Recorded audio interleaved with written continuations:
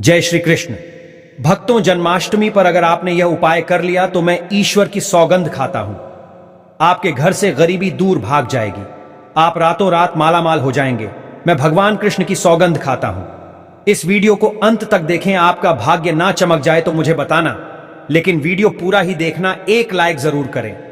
अगर आप भगवान कृष्ण से प्यार करते हैं, लड्डू गोपाल से प्यार करते हैं, राधा रानी से प्यार करते हैं तो एक लाइक जरूर करना। जन्माष्टमी बार बार नहीं आती। सच्चे दिल से कमेंट बॉक्स में लिखे राधे राधे, जय श्री कृष्ण।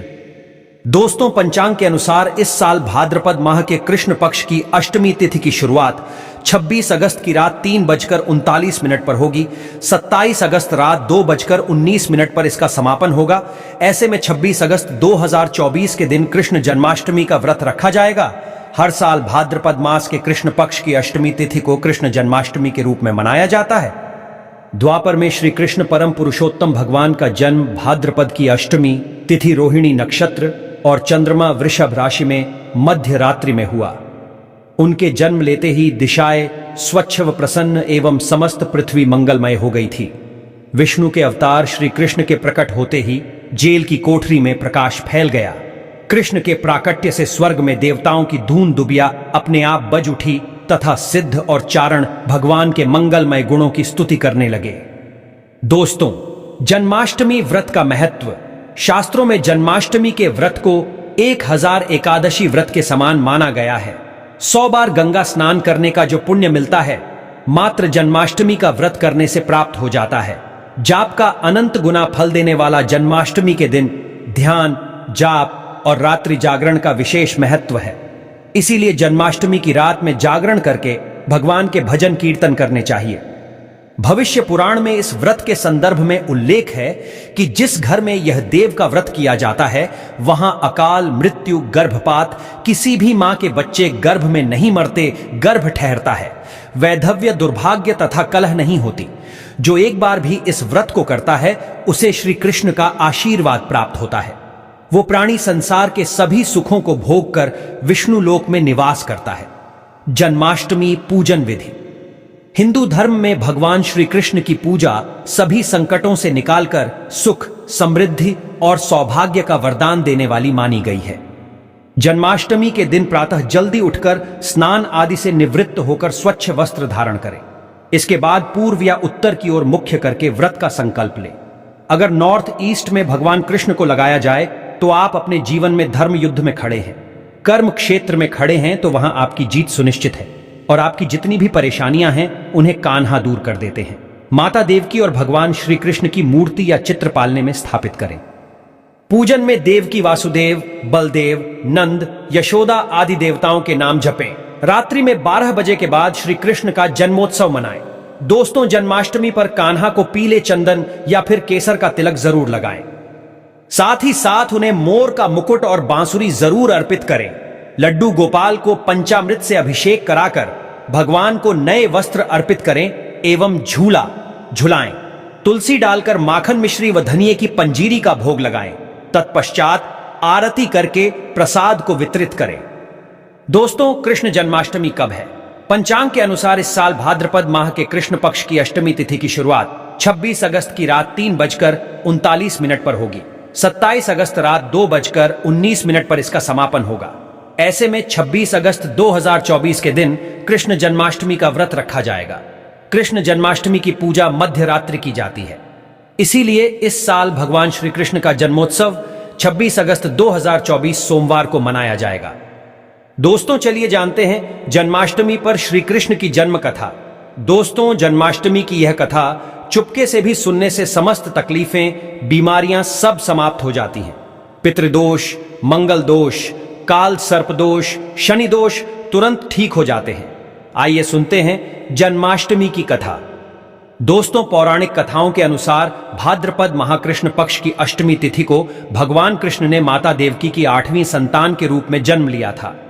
कृष्ण जी का जन्म मथुरा में कंस के कारागार में हुआ था। माता देवकी राजा कंस की बहन थी। कंस को सत्ता का लालच था। उसने अपने पिता राजा उग्रसेन की राजगद्दी छीनकर उन्हें जेल में बंद कर दिया था और स्वयं को मथुरा का राजा घोषित कर दिया था। राजा कंस अपनी बहन देवकी से बहुत प्रेम करते थे। उन्होंने अपनी बहन का विवाह वासुदेव से कराया था, लेकिन जब वह मां देवकी को विदा कर रहा था तभी एक आकाशवाणी हुई कि देवकी का 8वां पुत्र कंस की मौत का कारण बनेगा। यह सुनकर कंस डर गया। उसने तुरंत अपनी बहन और उनके पति वासुदेव को जेल में बंद कर दिया। उनके आसपास सैनिकों की खड़ी पहरेदारी लगा दी। कंस अपनी मौत के डर से देवकी और वासुदेव के साथ संतानों को मार चुका था। कृष्ण जी का जन्म इसके बाद भाद्रपद महाकृष्ण पक्ष की अष्टमी तिथि को रोहिणी नक्षत्र अंधेरी रात में भगवान कृष्ण ने देवकी की 8वीं संतान के रूप में जन्म लिया। श्री कृष्ण के जन्म लेते ही कोठरी प्रकाशमय हो गई। आकाशवाणी हुई कि विष्णु जी ने कृष्ण जी के अवतार में देवकी के कोख में जन्म लिया है। उन्हें गोकुल में बाबा नंद के पास छोड़ आए और उनके घर एक कन्या जन्मी है, उसे मथुरा लाकर कंस को सौंप दे। कान्हा चले गोकुल धाम। आकाशवाणी सुनते ही वासुदेव के हाथों की हथकड़ी खुल गई। सभी पहरेदार सोने लगे। कान्हा को एक टोकरी में बाल गोपाल को रखकर सिर पर रख लिया और गोकुल की ओर चल पड़े। कान्हा को गोकुल धाम ले जाने में वासुदेव को कई मुसीबतों का सामना करना पड़ा। यमुना नदी कृष्ण जी के चरणों को स्पर्श करने के लिए उफान पर आ गई, लेकिन चरण स्पर्श के बाद वो फिर से शांत पड़ गई।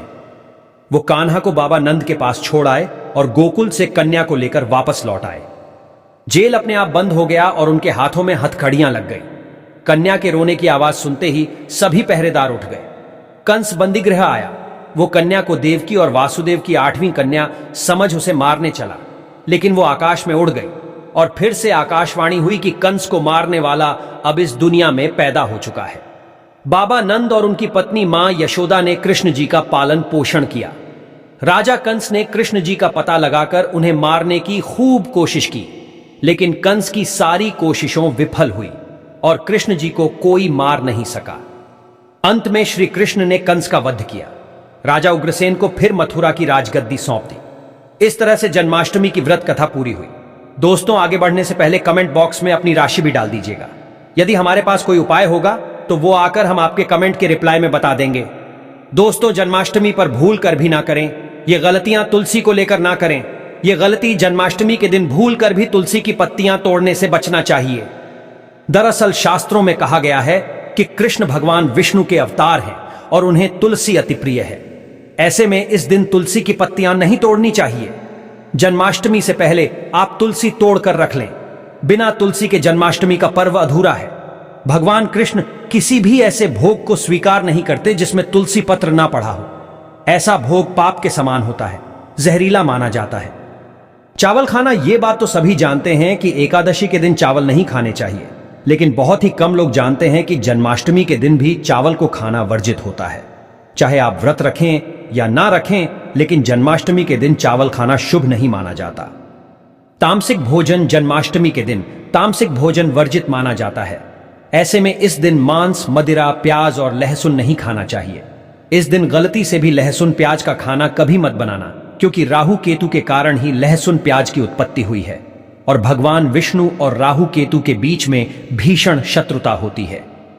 अनादर करना, भगवान कृष्ण के लिए सभी भक्त एक समान होते हैं। ऐसे में इस दिन किसी भी व्यक्ति का अनादर करने से बचना चाहिए। एक बार भगवान कृष्ण के भक्त ने एक व्यक्ति का अपमान कर दिया था। उसी क्षण भगवान कृष्ण ने अपने भक्त को श्राप दिया था। इसीलिए किसी का भी अपमान ना करें।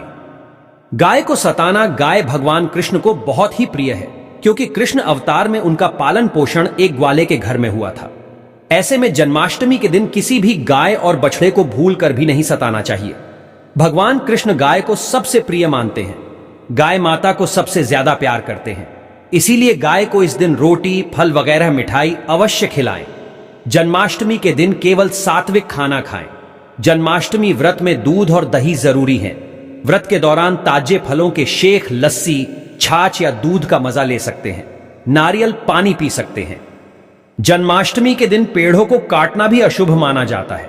श्री कृष्ण हर चीज में बसते हैं और हर चीज उनमें बसती है, बल्कि हो सके तो इस दिन ज्यादा से ज्यादा पेड़ लगाने चाहिए। इससे घर और परिवार में सुख और शांति बनी रहती है। भगवान कृष्ण सदा पीपल के वृक्ष में रहते हैं। पीपल वृक्ष पर जन्माष्टमी पर जल अवश्य अर्पित करें, इससे वो प्रसन्न जल्दी होते हैं। दोस्तों, जन्माष्टमी के दिन ब्रह्मचर्य का पालन करना अनिवार्य होता है।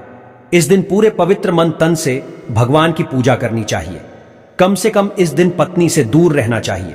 जो पति पत्नी जन्माष्टमी पर एक दूसरे से दूर रहते और संयम और नियम का पालन करते हैं तो उन्हें एक सुशील और सुंदर पुत्र की प्राप्ति होती है।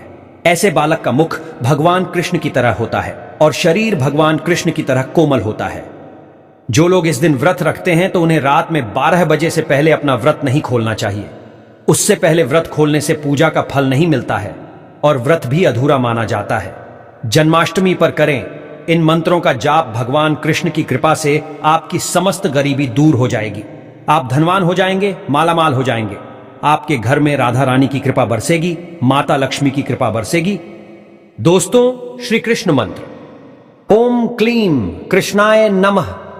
भगवान श्री कृष्ण के इस मंत्र का जाप करने से धन धान्य की प्राप्ति होती है। ऐसे में जन्माष्टमी के विशेष अवसर पर इस मंत्र का जाप करने से साधक को शुभ फलों की प्राप्ति होती है।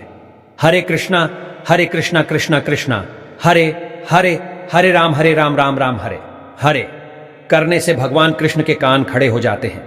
वो भक्त की पुकार अवश्य सुनते हैं। कम से कम इसका जाप 21 बार अवश्य करें या 108 बार भी आप कर सकते हैं। बहुत ही शुभ माना जाता है। दोस्तों, जन्माष्टमी पर जो स्त्री भगवान लड्डू गोपाल को झूला झुलाती है उसे अनंत काल तक बांझपन का सामना नहीं करना पड़ता है। भगवान लड्डू गोपाल की कृपा से ऐसी स्त्री को सुंदर पुत्र की प्राप्ति होती है। दोस्तों, जन्माष्टमी पर मोरपंख अवश्य लाएं और मंदिर में स्थापित करें। भगवान कृष्ण की बंसी जन्माष्टमी पर अवश्य लेकर आए। अगर आप व्रत रख रहे हैं तो भगवान लड्डू गोपाल के खिलौने आदि जरूर लेकर आना, इसे लाना मत भूलना। और जन्माष्टमी पर कौड़िया आप ला सकते हैं, भगवान कृष्ण की स्थापना कर सकते हैं। इस दिन गलती से भी किसी भी व्यक्ति को गिफ्ट के तौर पर भगवान कृष्ण को उपहार में कभी मत देना, इससे घर की लक्ष्मी रुष्ट हो सकती है।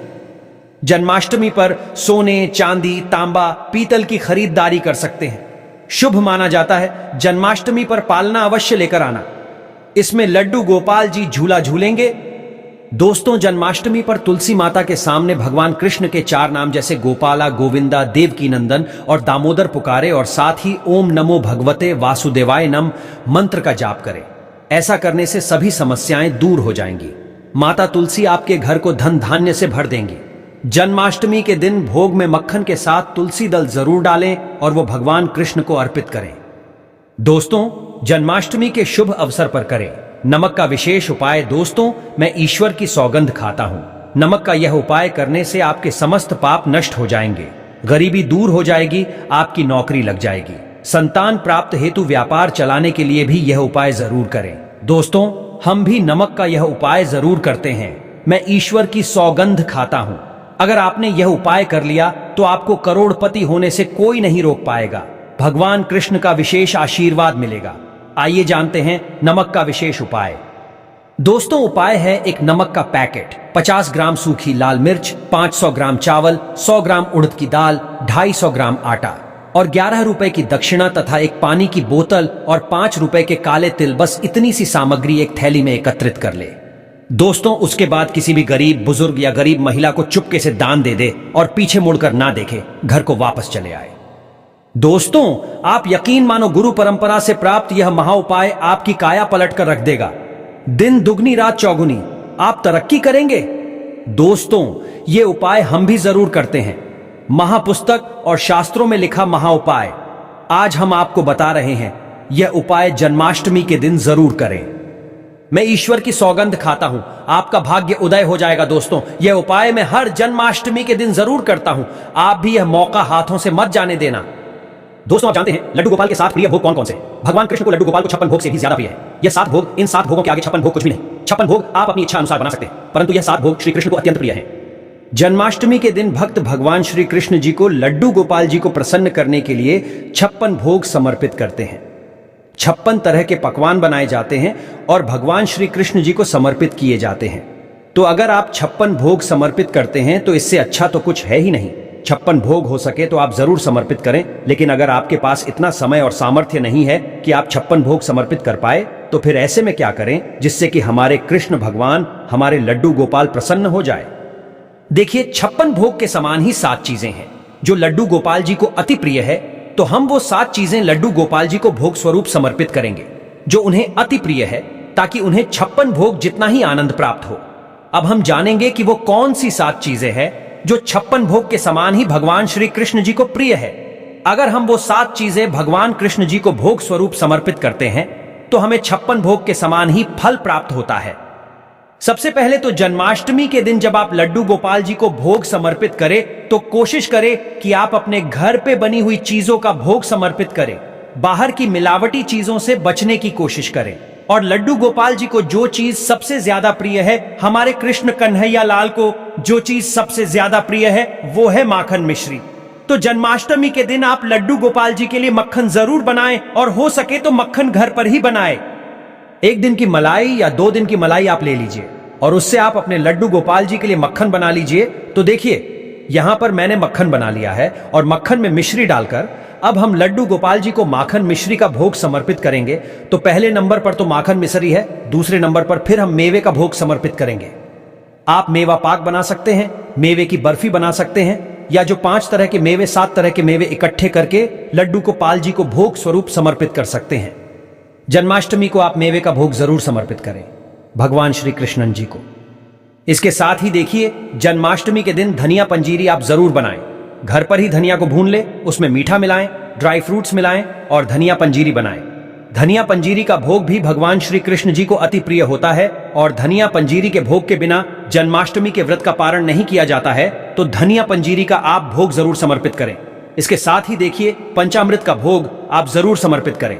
पंचामृत में दूध, दही, घी, शहद, शक्कर ये 5 चीजें मिलाकर पंचामृत बनाया जाता है। फिर उनका भोग समर्पित किया जाता है। तो पंचामृत का भोग जरूर समर्पित करें। देखिए जब भी बच्चा जन्म लेता है तो सबसे पहले शहद उसको चटाया जाता है। तो शहद का भोग आप जरूर समर्पित करें। जन्माष्टमी के दिन, जन्माष्टमी जो है वो भगवान श्री कृष्ण जी का जन्म दिवस है। इस दिन भगवान श्री कृष्ण जी का जन्म होता है तो आप शहद उनको जरूर से जरूर समर्पित करें। उसके साथ ही भगवान श्री कृष्ण जी को खीरा अति प्रिय है। तो जन्माष्टमी के दिन आप खीरे का भोग जरूर समर्पित करें।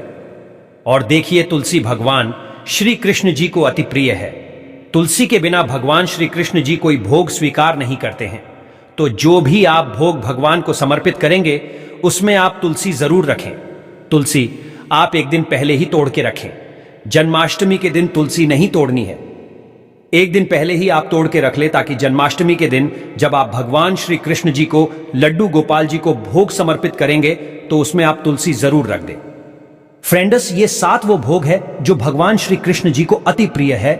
और अगर आप 56 भोग नहीं समर्पित कर सकते हैं, 56 भोग आप नहीं बना पा रहे हैं, तो ये 7 भोग हैं जो आप बहुत आसानी से घर पर बना सकते हैं और जिनके भोग से भगवान श्री कृष्ण जी अति प्रसन्न हो जाते हैं। तो इस जन्माष्टमी आप भी ये 7 भोग भगवान श्री कृष्ण जी को आपने लड्डू गोपाल जी को जरूर समर्पित करें। और जन्माष्टमी की पूजा कैसे की जाती है, सामग्री क्या चाहिए होती है, जन्म कैसे कराया जाता है, इन सभी विषयों पर वीडियो चैनल पर आ चुके हैं। सभी का लिंक मैं आपको डिस्क्रिप्शन में दे दूंगा, उन्हें भी आप एक बार जरूर देखना। अब जानते हैं जन्माष्टमी पर वह ऐसा कौन सा फल है जिसे व्रत में खाने से व्रत टूट जाता है, खंडित हो जाता है। आइए जानते हैं। दोस्तों, जन्माष्टमी पर ऐसी मान्यता है कि आईने में अपना चेहरा देखने के बाद ही अष्टमी का व्रत खोलना चाहिए। बहुत ही शुभ माना गया है। इससे व्यक्ति को श्री कृष्ण की कृपा प्राप्त हो जाती है। दोस्तों, और जन्माष्टमी के दिन पत्नी से दूरी बनाकर रहना चाहिए। इस दिन भोग विलास नहीं करना चाहिए। ऐसा करने पर व्यक्ति को नरक जाना पड़ता है। दोस्तों, माना जाता है कि जन्म अष्टमी के व्रत में व्रत रखने वाले व्यक्ति को नाशपाती का सेवन नहीं करना चाहिए। इस फल का नाम नाश यानी नाश करने वाला होता है। इसे आप किसी और दिन खा सकते हैं, लेकिन व्रत में कभी ना खाएं। भगवान कृष्ण को यह फल कभी अर्पित ना करें, इससे आपका व्रत भंग हो सकता है। दोस्तों, गाय को नहीं सताना चाहिए। भगवान कृष्ण गाय को अधिक प्रेम करते हैं। मान्यता है कि जन्म अष्टमी के दिन गाय के मस्तक पर हाथ लगाने पर या चूमने पर व्यक्ति को कई हजार गुना पुण्य की प्राप्ति होती है। ऐसा हर जन्माष्टमी के दिन हर व्यक्ति को करना चाहिए, क्योंकि इस दिन गाय के मस्तक पर अस्थायी रूप से श्री कृष्ण का वास होता है। दोस्तों, और जन्माष्टमी के दिन तुलसी के पत्ते नहीं तोड़ना चाहिए। माना जाता है कि खास जन्माष्टमी के दिन भूलकर भी तुलसी के पत्ते नहीं तोड़ने चाहिए, क्योंकि भगवान श्री कृष्ण को विष्णु का ही अवतार माना गया है और तुलसी को भगवान विष्णु अत्यंत प्रिय है। इसीलिए इस दिन तुलसी के पत्ते तोड़ना शुभ नहीं माना जाता। आप तुलसी के पत्ते पहले ही तोड़कर रख लें। दोस्तों, जन्माष्टमी पर लहसुन, प्याज, मांस, मदिरा का सेवन नहीं करना चाहिए। किसी का अपमान नहीं करना चाहिए। इस दिन किसी का अनादर या अपमान नहीं करना चाहिए। कथाओं के अनुसार भगवान कृष्ण के लिए सभी भक्त एक समान हैं, इसीलिए सबका सम्मान करें। दोस्तों, अगर जानकारी पसंद आए तो हमारे चैनल को सब्सक्राइब जरूर करें और इस बेल आइकॉन को दबाना ना भूलें। जय श्री कृष्ण। हैप्पी जन्माष्टमी।